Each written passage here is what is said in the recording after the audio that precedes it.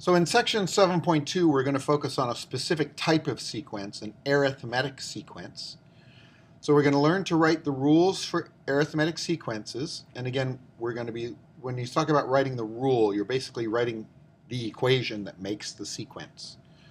And then finding the sum of an arithmetic series. Now, to find the sum of an arithmetic series, we'll discuss this again later in there, it has to be a finite series. I mean, it stands to reason that if each additional term becomes, let's say, larger, which would be typical in an arithmetic series, then I can't ever find the sum if it's infinite. So it has to be finite, and then we'll have some special shortcuts for and formulas to use so that we don't have to find every single term in the series. So if it's a larger series, then you can use the formula instead. So we're going to talk about an arithmetic sequence. And when we write the rules for sequences, it's always going to be a sub n, meaning a term is going to be equal to some other things. Okay? And arithmetic sequences have something called a common difference, which we'll talk about. The common difference is d. And an arithmetic series is a series based on an arithmetic sequence. And you should be really familiar with arithmetic sequences already, because arithmetic sequences are linear equations. So you're used to y is equal to mx plus b. Instead, we're going to have something similar here based on n. So n takes the place basically of x when we're doing these. One reason I might use something like this would be to go ahead and write a rule for a house of cards in terms of how many cards are in each layer. Especially if I was going to start, maybe I decided, well, I know what this one looks like, but I'd like to start by building one that was 14 rows high, right? How big do I have to build the base when I start? So that's what we'll take a look at when we go through with this. So when you're looking at finding the rule for an arithmetic sequence, we have a formula that we can use.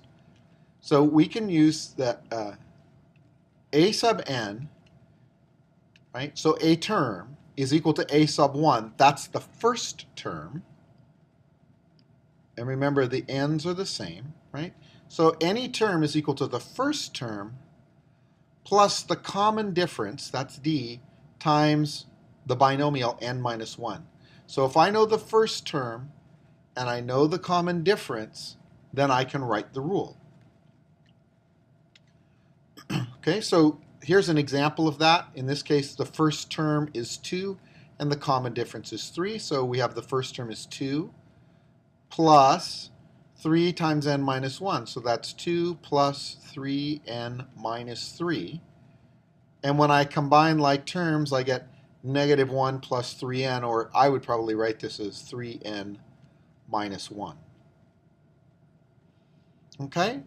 So the first thing I want to find out, I can see the first term is 1 in this particular case, but I need to find out the common difference. So when I take a term and subtract the term before it, 4 minus 1 is equal to 3. So I took the second term and I found the difference between the second term and the first term. Now I want to find the difference, again that's subtraction, between the third term and the second. 7 minus 4 is 3. And so these are the same number. They are common to each other. That's why it's called a common difference. So 10 minus 7 is 3. 13 minus 10 is 3. So I know the common difference is 3. So a term is going to be equal to the first term plus the common difference times n minus 1. 1 plus 3n minus 3. So a sub n is equal to 3n minus 2. And this is my rule. Okay, and you can see if I test this out, when n was 1, 3 times 1 is 3 minus 2 is 1. When n is 2, 3 times 2 is 6, 6 minus 2 is 4. So it works. Okay, so you don't necessarily have to check if you use this formula and you do the simplification correctly. It'll always work. Right, in this case, 11 minus 5 is 6. 17 minus 11, right, let me go ahead and write it out. 11 minus 5 is 6. 17 minus 11 is 6. 23 minus 17 is 6. So my common difference is 6. A sub 1 is 5. So a term will be equal to the first term, 5, plus the common difference, 6, times n minus 1. So this is going to be 5 plus 6n minus 6. So it will be equal to 6n minus 1. And that's my term. If you go ahead and plug in 1, 2, 3, 4, 5, you'll see I get these terms. Okay, so that's how you write the rule for an arithmetic sequence. So go ahead and practice that. Do problems 16 through 18, and then pop on back to the lecture and take a look at something else. So that was, they gave me the common they gave me a sequence in those cases. And from the sequence, I found the common difference, and then I can pull the first term out of the sequence. This is a little different. They're giving me a term, but it's not the first term. Okay, it's not the first term, but they are giving me the common difference. So remember, my formula is a sub n is equal to a sub 1 plus the common difference times n minus 1. And what you have to remember now is, what have they given me? Okay, they've given me a specific term, a sub n. They gave me a sub 6. It's equal to negative 16. That's going to be equal to the first term plus the common difference. They gave me the common difference, that's 9, times n minus 1. Well, n in this case was 6. 6 minus 1. So what I'm doing here is I'm taking some of the supplied information, right? They gave me n. That's what they gave me. And they gave me a sub n, right, is over here. And when I go ahead and simplify this out, it will allow me to find the first term. Then I'll have the common difference in the first term, and I'll be able to write my rule. So negative 16 is going to be equal to a sub 1 plus 9 times 6 minus 1. Well, 6 minus 1 is 5. 9 times 5 is 45. And if I subtract 45 from either side, I'll have negative 61 is equal to a sub 1. Now that I have a sub 1, I can go back and use my rule. A sub n is equal to the first term, negative 61, plus 9 times n minus 1. So this will be negative 61 plus 9n minus 9. So a sub n will be equal to 9n minus 70. That's a 9. Okay, so I have this extra step of finding a sub 1, and then it becomes a problem like the ones we did a little bit ago, where we had the first term and the common difference. So let me do another example like that. I know that a sub 10 is equal to 30.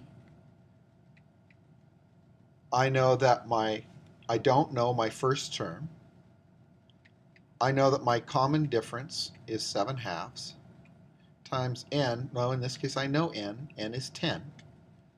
10 minus 1. Right, so 30 will be equal to a sub 1 plus 10 minus 1 is 9. Right? 9 times 7 is 63. 63 halves. Right? And when I subtract 63 halves, 30 is 60 halves, minus 63 halves equals a sub 1, which is negative 3 halves. Now I can go ahead and write out my rule. My term is going to be equal to my first term plus my common difference, 7 halves, times n minus 1. So I'll have negative 3 halves plus 7 halves n minus 7 halves. Well, negative 3 minus 7 is negative 10 halves, which is negative 5. So it's 7 halves n minus 5.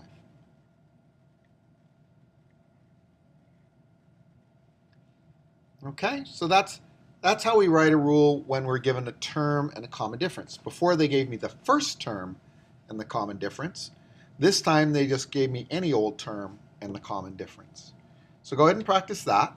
Do problems 25 and 26, and we'll come back and see another case. So in this case, they're asking me to write a rule given two terms. Now, the problem is, remember, I need to know a sub 1 and I need to know the common difference. These are the things I need to have in order to write the rule. I don't have either of them in this case. So what I can do is I can create a system as long as they give me two terms. So I know that, right, in this case, n is 6, and in this case, n is 14. And I'm going to write out these two different scenarios and make a linear system. So I know that 39 is equal to a sub 1 plus the common difference times 6 minus 1. So I'll get 39, when I simplify this, is equal to a sub 1 plus 6 minus 1 is 5, 5d. That's equation 1. Okay. Over here I know that 79 is equal to a sub 1 plus my common difference, which I don't know what it is, times 14 minus 1. So I know that 79 is equal to a sub 1 plus 13d. All right, so now when I have these two equations now, I can either do substitution or combination in order to take these two new equations and find a sub 1 and d. These are the unknowns I know. Anytime I have two full scenarios, so I can write two equations, that will allow me to find two unknown variables. Okay, so we're going back to things we learned in Algebra 1. So 79 is equal to a sub 1 plus 13d, and 39 is equal to a sub 1 plus 5d, and if I subtract, 79 minus 39 is 40. A sub 1 minus a sub 1 is 0. That's the point. I'm making a sub 1 drop out of the equation. I'm eliminating one variable. And 13 minus 5 is 8. D. If I divide both sides by 8, I'll find that the common difference in this case is 5. If I take that 5 now and plug it back in, let's say this smaller one, 39 is equal to a sub 1 plus 5 times 5, so that's 25. When I subtract 25 from either side, I'll get that a sub 1 is equal to 14. Now I have common difference and the first term, and I can write the equation.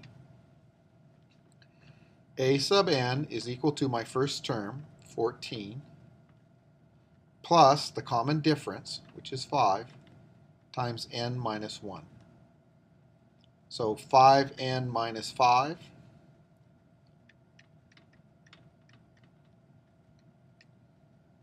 So a sub n is equal to 5n plus 9.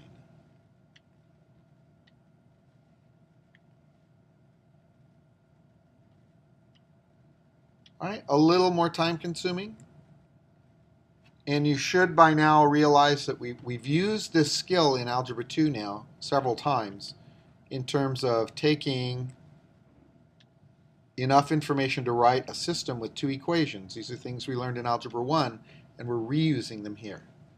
I can do the same thing up here with these values. I know that 31 is equal to a sub 1 plus d times 4 minus 1. So 31 is equal to a sub 1 plus 3d.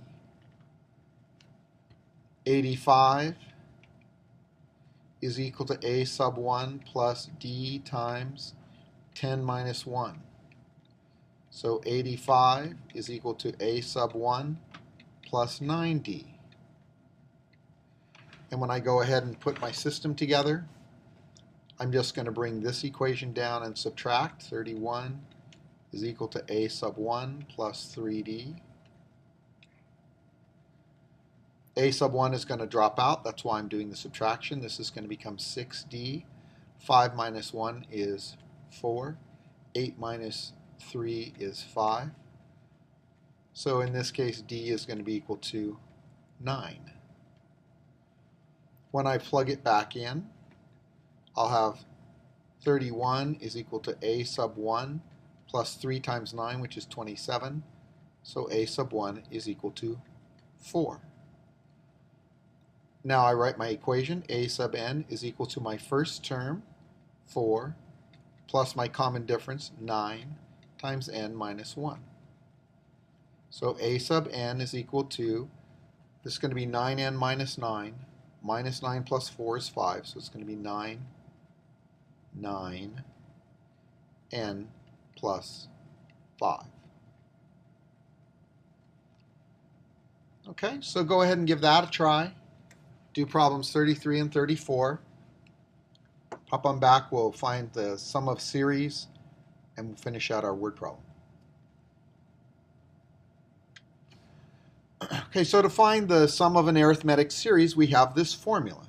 So I need to know some important thing. I need to know n,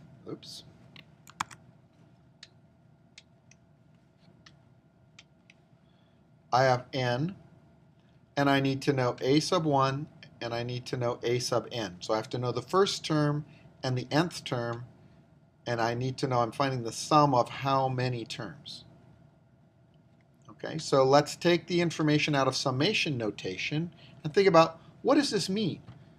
Okay, so let's find the parts that we need. I know I need 10. That's going to be n. Okay, so n is equal to 10. Now if I want to find the first term, a sub 1 would be equal to 1 plus 3 times 1. 1 plus 3 is 4, so a sub n is equal to 4. If I want to find a sub 10, it's 1 plus 3 times 10. So 3 times 10 is 30 plus 1, 31.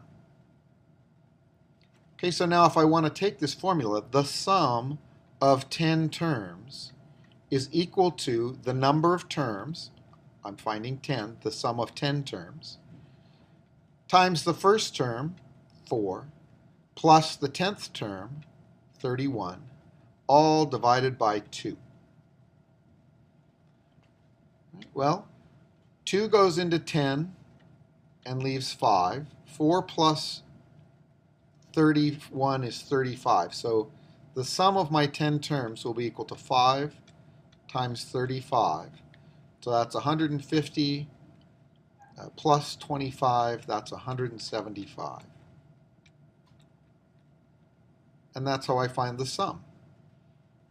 Okay, now this one is a little more complicated. You notice that it wants me to find, not from the first term to the 10th term, it wants me to find from the 5th term to the 14th term. Well, that's a little complicated. Okay, so how can I do that? I don't know.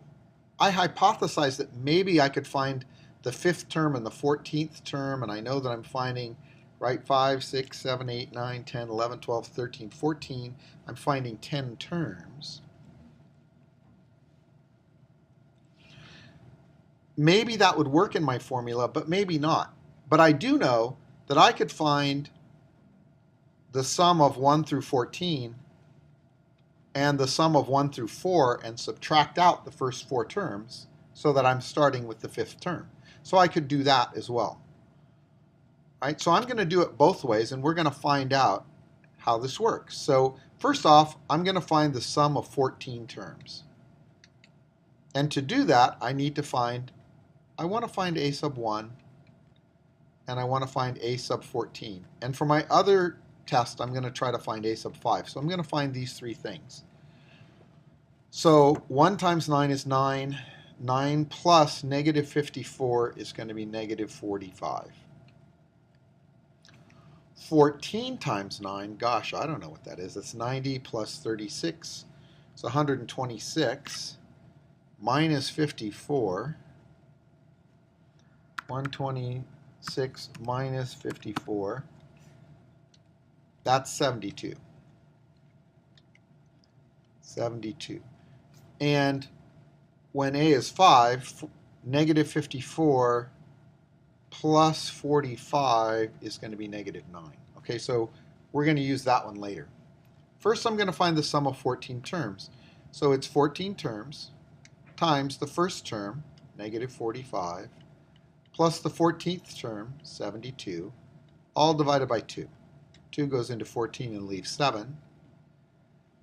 So 72 minus 45 is going to be 27 times 7. So the sum of 14 terms, 27 times 7, that's 140 plus 49, so that's 189. And then if I want to find the sum of the first 4 terms, I'm going to need a sub 4. That's going to be negative 18. So I know that when I plug 4 in here, I'll have 36. Negative 54 plus 36 is negative 18. So the sum of 4 terms is going to be equal to 4 times negative 45 plus negative 18 divided by 2. So 2 goes into 4 twice. Negative 45, that's negative 63, times 2, negative 126. So if I subtract negative 126 from this, right, I'll have 189 minus negative 126. That's going to be 315. Okay, so that's the sum of terms 5 through 14. Right, and you'll notice that my terms start off negative, and as soon as we get past the 6th term, right, at the 6th term, that's where this is going to equal 0. Once we get past the 6th term, they start growing. That's why it's so much larger than the original 1 through 14. So let's try to see, does the sum of 10 terms, in this case, equal the 10 times my first term, right, which would be a sub 5, negative 9, plus my 14th term, which is 72, over 2. So this is going to be 5 times, it looks like 63. So 5 times 63. That's also 315. So I could go ahead and do that either way. Okay, and I don't know about you, but I think this method was much easier. So even though it doesn't, this implies that you've got to start from term 1, you don't necessarily. Okay, you just have to remember that the first term I was using was not a sub 1. Right? I was using the first term in my series. That was not the first term from my sequence. You can do these types of problems either way. Do whichever works the best for you. Go ahead and practice those with problems 43 and 44. Come on back and we'll finish this up. So now I can see that in my first row I have 1, 2, 3 cards. So I want to write a rule for the number of cards if the nth row is. So I'm going to start making my sequence. I know that a sub 1 is 3. And I know that a sub 2, in fact, I can write this out like this, or I can also write it as a sequence. So 1, 2, 3, 1, 2, 3. A sub 2 is 6. And 1, 2, 3, 1, 2, 3, 1, 2, 3. A sub 3 is 9. So my sequence would look like this. 3, 6, 9, dot, dot, dot. So you can see 6 minus 3 is 3. 9 minus 6 is 3. My common difference in this case is 3. So I can write the rule. I know that a term will be equal to term 1, 3, plus my common difference, 3, times n minus 1. 3n minus 3, so that just is a sub n is equal to 3 times n. What is the total number of cards? So the total number of cards, that would be the sum of my series for 14 rows. So I know that I want to find, right, the sum of 14 rows. If I wanted to write that in summation notation, n is equal to 1. I'm ending with 14, and my rule is 3n. Okay, so I know I need the first term. That's right there. I know I need the 14th term. So a sub 14 is 3 times 14, which is 30, 42. So I know that the sum of 14 terms will be 14 times the first term plus the 14th term, all divided by 2. 2 goes into 14 7 times.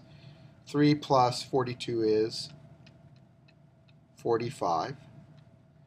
So that's going to be 280 plus 35. Right? 7 times 40 is 280, and 7 times 5 is 35. So that's going to be equal to 315 again.